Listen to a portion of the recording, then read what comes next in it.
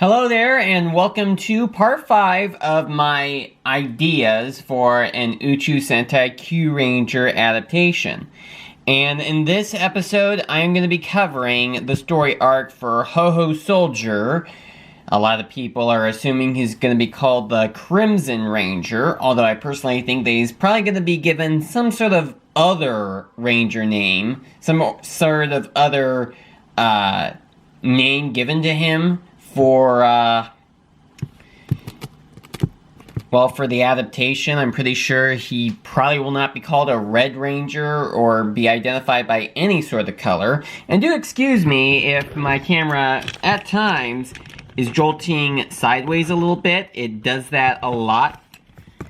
Kind of hard to get it to not do that and try to keep it positioned in a good way. Okay, come on. Alright, so anyway, you may notice that this time I am filming inside of the Kyuranger cardboard base that I have been using for my stop motion videos. I will probably be using this for a few of my other vinyl figure review videos if I decide to continue doing them, which I think that I should do 2 more of them, at least, since I had mentioned that I have ordered the Kira Major figures, and there is another Uchu Soldier figure that I've gotten, which I have not done a review on just yet. It's mostly because of how I've been handling them announcing Uchu Soldier getting an adaptation, which they really should have done Kyuranger by now. And I certainly cannot believe that there are still people going around saying, oh, there are too many Rangers, or, oh, Yellow Ranger's visor is a safety hazard. Would that just die already? And some other one. And also one where people are saying, oh, Hasbro's not interested in space. Where's the proof on that? And plus, space-themed seasons saved the franchise. So if Power Rangers in Space and Power Rangers Lost Galaxy were a success, the Kyuranger adaptation will be a success as well. And we do need to have another space-themed season because we have gone for too long without one. Alright, anyway, with that out of the way, I will explain the story arc for Ho-Ho Soldier and my idea for how the adaptation could go. Well, my idea is mostly the same as how it was for Kyuranger, except I'm thinking that maybe instead of him being in a suspended animation like he was in Kyuranger, maybe he could instead be some space warrior, like some warrior who came from outer space or something. Although in Kyuranger he's actually a human from Earth who put himself into a suspended animation for probably hundreds of years, like 300 years or so. Probably could be the same deal right there. But no, actually, he just a warrior from space, no sleeping chambers or anything like that. I'm thinking that they could probably drop that for the adaptation. So this Ranger, whatever he's going to be called, a lot of people say he'll probably be called the Crimson Ranger, so even though I have my doubts that he'll be called that, I may as well call him that for right now, just until the official name gets announced in 3 or 4 years. Hopefully we don't have to wait any longer than just that. So he pretty much joins up with the team, although probably a bit reluctant to join the team at first, but he does join in later on. You know, just joining up with the team, just getting to know them, and all that. Probably not really anything else to really say there. And there is, of course, the story arc with the Silver Ranger, with Hibetsukai Silver Medal, you know, with the whole deal of him gaining the Hibetsukai Silver Medal Ranger form. I think that could mostly be the same deal, like maybe the Silver Ranger gets affected by some sort of a spell that turns him evil and gains this sort of darker form.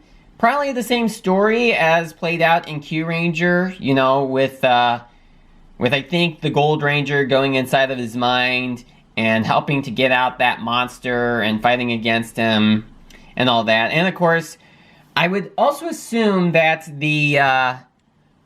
that Q-Tomazine, which is the Kyuranger mech that uses all 12 of the Ranger's Q-Tamas all together in one combination, is probably going to be the Ultra Zord for that season. It does certainly look like it could be called the Ultra Zord. It does remind me of the Dino Charge Ultra Zord, so it'll probably be called that.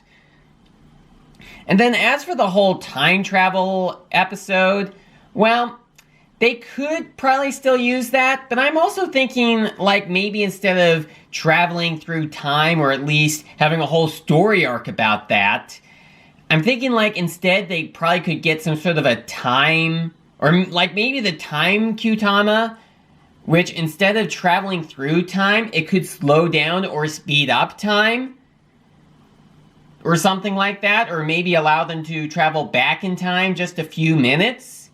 I'm not entirely sure about that. And of course, I am getting things set up for, or getting to the point where they do time travel and unlock the Shishi Red Orion Ranger form. And I do happen to have that. I do happen to have all of the Kyuranger vinyl figures in the set for this video, just in case I may need them as I am discussing this video right here. So I'm thinking, like, at some point, like, you know, if we drop the whole time travel thing for this, there could probably be a point in which some of the Rangers, in Kyuranger it was orange, yellow, pink, black, and purple, that went out on this mission, and then Red joins in. Of course, Ho-Ho Soldier is also there. And then Red comes in, and then, well, here's Shishi Red Orion, a power-up for the Red Ranger. And in Kyuranger, the story arc was that Orion, who was an ancestor of Lucky in Kyuranger, ended up getting killed a lot earlier in history than he was supposed to, so that pretty much messed up history to where the Kyuranger name was never carried out, but Sho Rumpo volunteered to stay behind in the past to help make sure that the Kyurangers still came into existence, and Champ also volunteered to stay in the past as well. And I think that will get into the story arc for both of them. So I'm going to bring U Commander and Oshi Black into the picture. So I'm thinking, like, for them, Oshi Black is kind of not steady. He's kind of leaning forwards. I really want to be able to have him be facing the camera. I guess that will have to do. Just have him lean up against U Commander. So I'm thinking, like, since if we have the whole time travel thing just cut out, at least don't have it be as great as it was in Kyuranger, like, maybe in this instance, the Purple and Black Rangers could decide to separate from the rest of the group for a while in a sort of much bigger project. So that leaves the remaining 10 to fight against the villains for a while without them.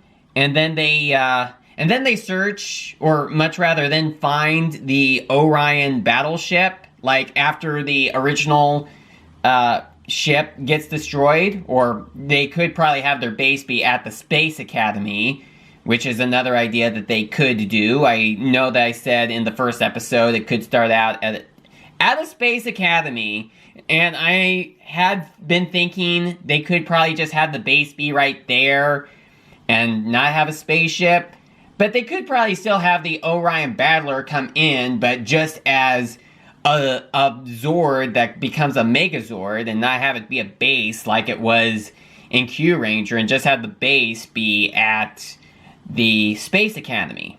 That's just what I am thinking. And inside of that ship, or much rather, they do then, as soon as they find the battleship, they do then find the Purple Ranger, who explains what he was doing, and the whole battle with the Orion battleship, or whatever it's going to be called, like maybe the Orion Megazord, then pursues, and then we get back to the Black Ranger, who learns a little bit more about the history of his origins and what he was actually built for. I'm not sure how that story could actually go, if they could just use the same story as what was used in Kyuranger, or move on from doing something like that. Not quite sure. They could keep that idea. They might not. I personally have no problem with them keeping that idea or not keeping it. I think that would actually work out either way.